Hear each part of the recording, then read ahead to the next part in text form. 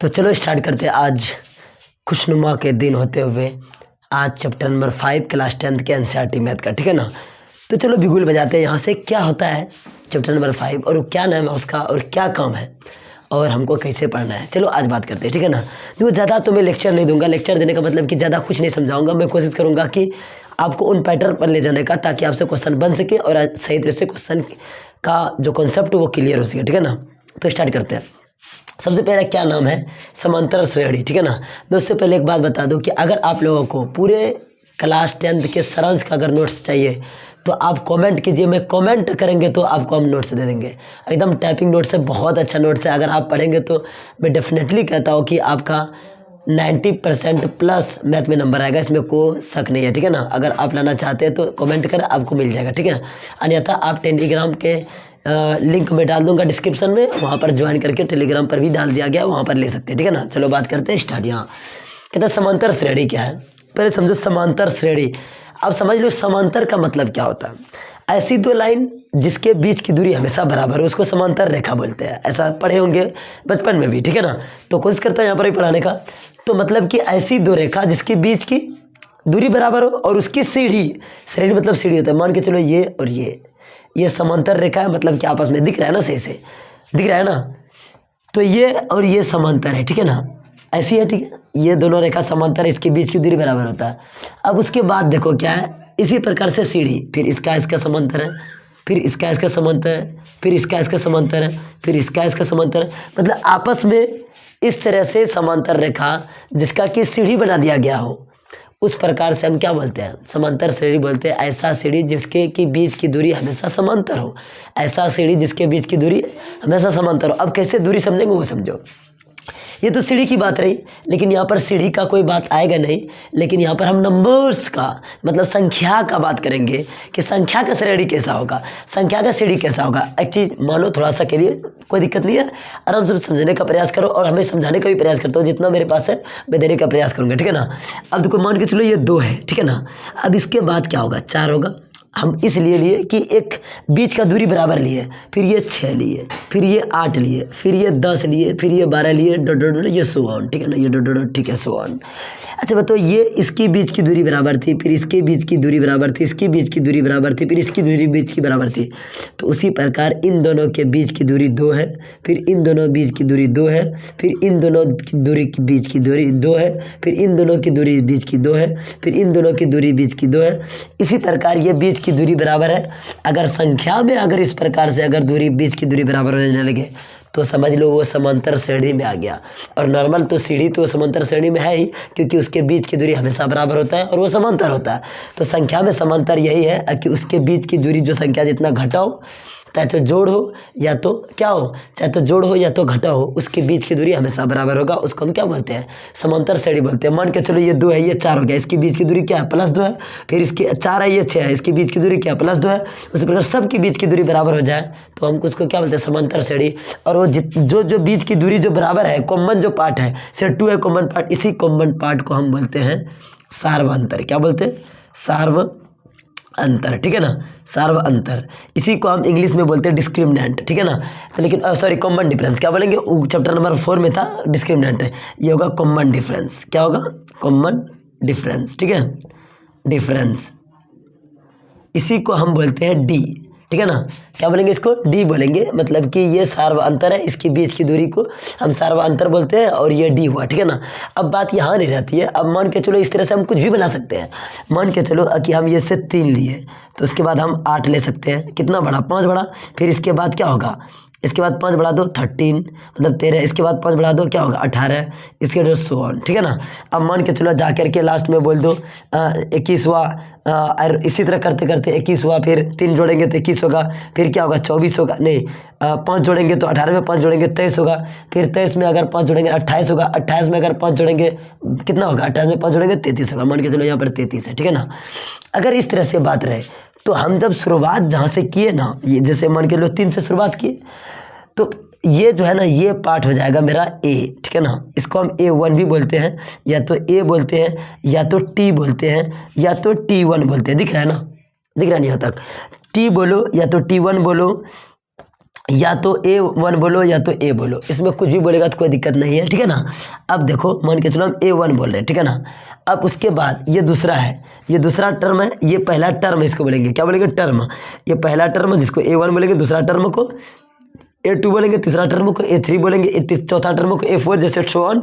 ये जाते जाते ये N term, A N term क्या है, ए एन टर्म, मतलब कि यह लास्ट है तो हम लास्ट टर्म वाले को ए एन बोलेंगे, क्या बोलेंगे, ए एन।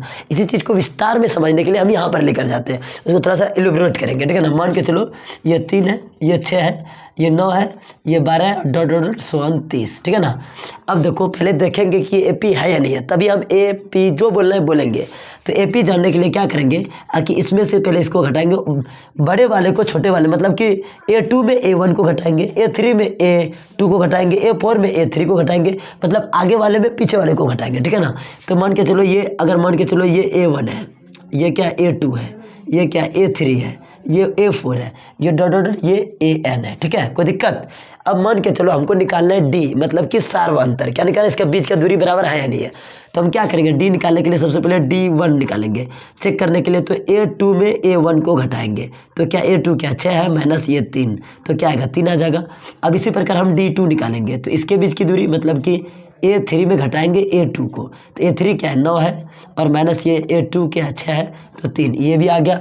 अब मान के चलो हम D3 निकालेंगे, D3 क्या निकालेंगे, A4 में हम घटा देंगे A3 को, A4 क्या 12 है, और माइनस कर देंगे 9 को, तो ये 3 आ गया। देखो सबका 3 3 आ रहा है, अरे ना D, तो इसको हम बोलेंगे कॉमन डिफरेंस, मतलब सार्वंतर, इसी को हम D से दर्शाते हैं। और ये समझ लेंगे ये AP है, जैसे ये AP समझ लेंगे तब आप बात करने स्टार्ट करेंगे इधर का। अगर ये AP हो गया तो हम इसको पहले वाले टर्म को क्या बोलते हैं A1, दूसरे वाले को A2, तीसरे वाले को A3, तो चौथे वाले को A4, इस तरह जाते जाते लास्ट में इसको AN बोलते हैं, और इसी को AN बोलते हैं, और इसी को हम L भी बोलते हैं। क्या बोलते हैं, कहीं कहीं बुक में L भी दिया रहता है, चाहे तो AN बोलो या तो L बोलो, कोई बड़ी बात नहीं है, ठीक है ना। चाहे तो इसको AN बोलो या तो L बोलो। अब देखो ये बात बोलेंगे, चलो ठीक है, लेकिन इसका नंबर क्या है, कितना है, ये संख्या है, तो यहाँ पर ये कितना नंबर पर, ये n संख्या पर है। जैसे मान के चलो हम थोड़ा सा इसको मिटाते हैं, ठीक है ना, तब आप लोगों को सही समझ में आएगा। मान के चलिए ये मिटा दिए, ठीक है। ये हुआ पहला टर्म, ये हुआ दूसरा टर्म, मतलब ये पहला पद, दूसरा पद, तीसरा पद, चौथा पद, ये लास्ट के कितना पद, nवां पद। कौन सा पद, nवां पद। कौन सा पद, nवां पद, ठीक है ना, nवां पद बोलेंगे, क्योंकि n से हम प्राकृतिक संख्या को दर्शाते हैं, और गिनती हमेशा प्राकृतिक संख्या से शुरुआत होता है, 0 से तो होता नहीं, 1 से स्टार्ट होता है। तो ये हो जाएगा क्या, हमारा AP। अब AP में बहुत सारी चीज़ें हैं जो कि जानना पड़ेगा। अब क्या जानना पड़ेगा, सबसे पहले हम टर्म बनाएंगे, ये A1 हो गया, ये हो गया A2, A3, ये लास्ट में जाकर के AN। तो ये तो AP दिया रहेगा चलेगा, लेकिन AP नहीं दिया रहेगा तब क्या करेगा, तो वो देखो मान के चलो कभी कभी क्या करेगा, इसी को हम बोलते हैं A दे दिया, क्या दे दिया, या तो A1 3 दे दिया, और D क्या दिया हुआ था, 3 ही दिया हुआ था। अब बोलेगा कि इससे AP निकाल के दिखाओ, क्या करो, AP निकाल के दिखाओ। तो AP निकालने के लिए हम क्या करेंगे कि जैसे A1 निकालेंगे तो A1 तो 3 ही हो गया। अब ये A2 निकालेंगे तो क्या करेंगे हम इसमें, A मतलब A प्लस 0D नहीं, बल्कि जब A2 निकाल रहे, अब देखो हम A1 निकालेंगे तो हम लिखेंगे इसका फॉर्मूला A प्लस 0D, ठीक है। अब A2 निकाल रहे हैं तो यहाँ पर लिखेंगे A1D, ठीक है ना। अब ये A3 निकालेंगे, इस तरह निकाल के दिखाते हैं। मान के लो A क्या है 3 है, और प्लस 1 गुना 3 क्या आएगा, D क्या है 3, तो 3 और प्लस 3 बराबर क्या आएगा 6 आ गया। A2 अब उसी प्रकार A3 निकालेंगे तो A प्लस क्या हो जाएगा, क्या हो जाएगा 2D, ठीक है ना। अब 2D हो गया तो A क्या है 3 है, और प्लस 2 गुना, और D कितना है 3 दिया हुआ है 3, तो 3 और प्लस ये 6, तो क्या होगा 9 हो जाएगा। इस प्रकार से मेरा AP बनते जा रहा है। A1 आ गया 3, यहाँ पर अगर बैठाएंगे A1 में तो 3 और प्लस 0 बराबर 3 हो जाएगा। ये A1 3 हुआ, फिर ये 6 हुआ A2, और फिर A3 क्या 9। इसी प्रकार जाते जाते हम क्या करेंगे इस तरह, आप देखो फिर जैसे A4 निकालेंगे तो क्या लिखेंगे A प्लस 3D, नहीं लिखेंगे क्या, A5 निकालेंगे तो क्या लिखेंगे A प्लस 4D, जैसे A6 से निकालेंगे तो क्या लिखेंगे A प्लस 5D, मतलब कि इससे एक कम लिखेंगे। उसी प्रकार अगर लिखेंगे AN तो इसका निकालने के क्या पड़ेगा A प्लस, इसमें देखो इससे एक कम रहना चाहिए, यहाँ पर यहाँ 6 था, यहाँ तो 5 आया, यहाँ पर 5 था, यहाँ पर 4 आया। हम इसी 5 को हम इससे नहीं लिख सकते क्या, 6 - 1 इंटू D, मतलब ये तो 5 ही रहेगा, रहेगा ही नहीं रहेगा, तो ये 5 रहेगा। उसी प्रकार देखो AN है तो यहाँ पर क्या लिखेंगे, एक कम लिखना पड़ेगा, तो N में एक घटा देंगे इंटू D, और ये हमारा निकल गया AN का फॉर्मूला, ठीक है ना। मतलब इसी को हम बोलते हैं जनरल, सामान्य सूत्र। क्या बोलेंगे, सामान्य सामान्य सूत्र, ठीक है ना। इस ऐसा सूत्र है जो कि हम किसी भी टर्म को निकाल सकते हैं, कोई बड़ी बात नहीं है। और ये हो जाएगा ए एन का फार्मूला, ठीक है ना, ए एन का सूत्र। और यही एन, ए एन को हम एल बोलते हैं। एल का भी मान वही आएगा a plus N minus 1 into d, ठीक है ना, ये बात रही, ठीक है।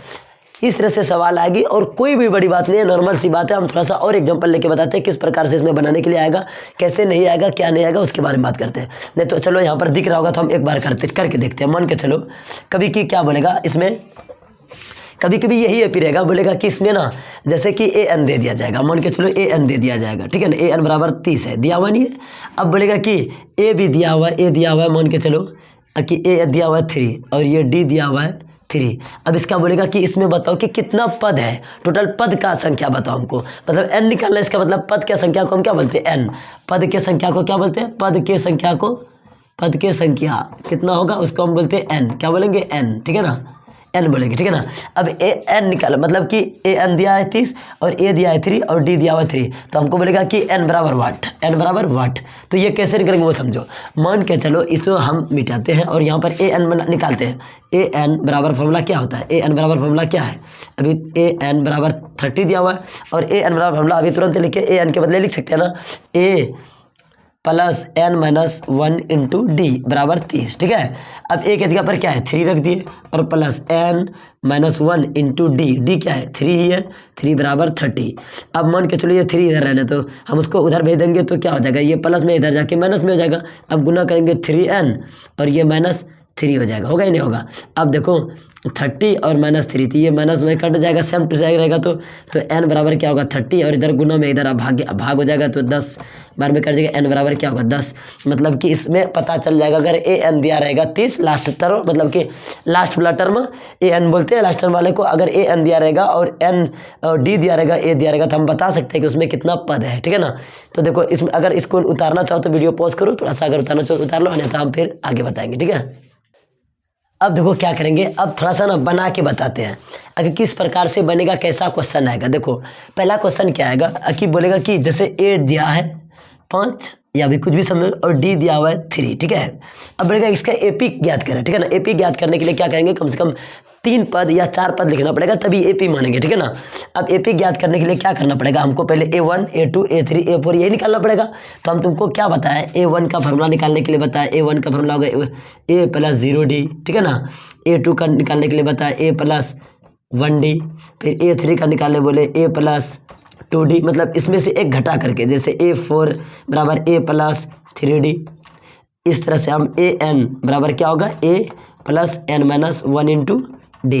हम क्या बोले एक कम है तो इसमें घट जाता है, लेकिन इसमें अंत में तो घटेगा नहीं, ये समान सूत्र है। अब देखो क्या करेंगे, कैसे निकालेंगे। अब एपी निकालने के लिए बोलेगा तो हम क्या करेंगे, A1 पहले निकालेंगे। A1 तो बराबर 5 ही हो जाएगा, इसलिए क्योंकि अगर इसका फार्मूला भी लगाते हैं हम A प्लस 0D, तो क्या करें, ए क्या है 5 है और प्लस 0 गुना 3, तो क्या आएगा 5 प्लस 0 तो 5 ही आएगा। अब जैसे A2 निकालेंगे, A2 तो ए क्या होगा A2 A प्लस 1D, तो ए क्या है 5 है और प्लस 1 गुना डी क्या है 3 है, तो 5 प्लस ये 1 में 3 करेंगे तो क्या आ जाएगा 8 आ जाएगा। ये A2 निकल गया। अब A3 निकालते हैं। A3 बराबर क्या होगा formula A plus 2D, A plus 2D होगा ही नहीं होगा। A प्लस 2D बराबर तो ए कितना दिया हुआ 5 और प्लस 2 गुना 3, तो क्या होगा 5 प्लस 3 गुना 6, ये 11 हो जाएगा। इस प्रकार से हम A4 भी निकाल सकते हैं, नहीं तो हम डायरेक्ट AP लिखते हैं AP और ये सेमी कोलन देंगे। अब लिख देंगे 5, 8, 11। अब इसी तरह बढ़ाते जाओ, इसमें क्या डी क्या है 3 है ना, इसमें 3 जोड़ दो, 11 3 क्या होगा 14 हो जाएगा। आप निकाल के भी देख सकते हैं।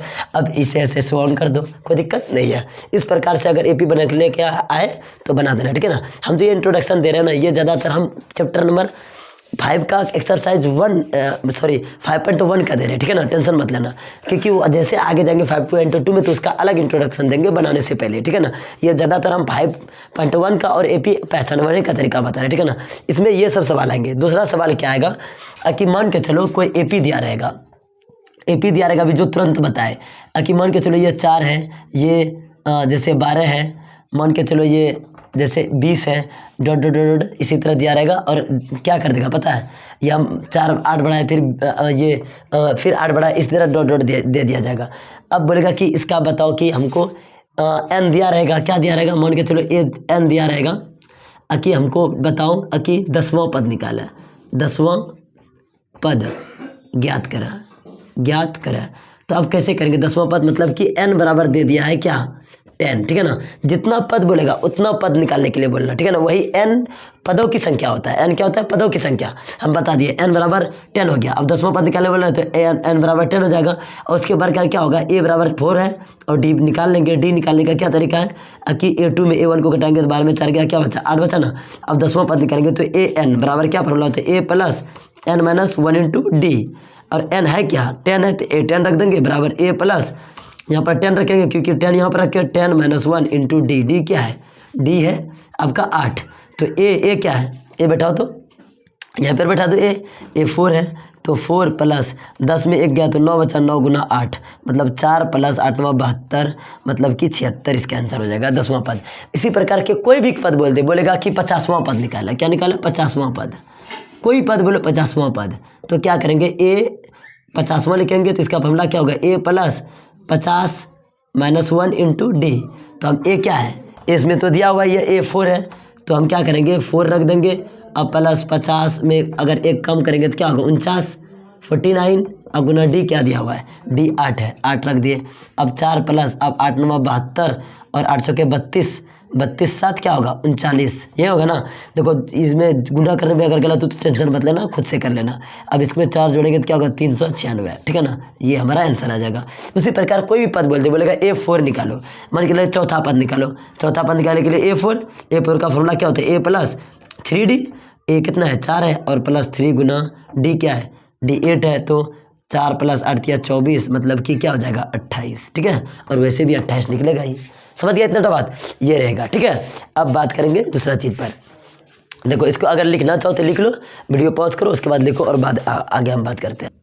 देखो अब क्या रहेगा इसमें, अब और एक चीज़ देखो कि कभी कभी ना कैसा क्वेश्चन देता है, पहले देखो कुछ दे दिया जाएगा और बोलेगा कि ये एपी में है क्या, ये पहले जांच करो उसके बाद आगे 3 पद बढ़ा दो। तो क्या करेंगे, मान के चलो हम एक एग्जांपल ले लेते हैं कि जैसे कि -5 है, -3 -1 है, जैसे -5 है -1 है, ठीक है, और क्या है 3 है और क्या 7 है, ये डॉट डॉट है। इसमें क्वेश्चन में क्या कह रहा है कि निम्नलिखित में से प्रत्येक एपी के लिए प्रथम पद तथा सार्वअंतर ज्ञात करा है। इसका एपी का प्रथम पद बताओ और इसका सार्वअंतर बताओ। अगर ये एपी है तब, अब देखो सबसे पहले ये एपी है, पहले चेक करेंगे। पहले तो चेक करने के क्या अपना पड़ेगा, डी निकालना पड़ेगा। पहले D1 निकाल लो, मतलब इसमें से इसको घटाएंगे, मतलब -1 में। यहाँ पर ध्यान दो, यहाँ पर गलती करता है।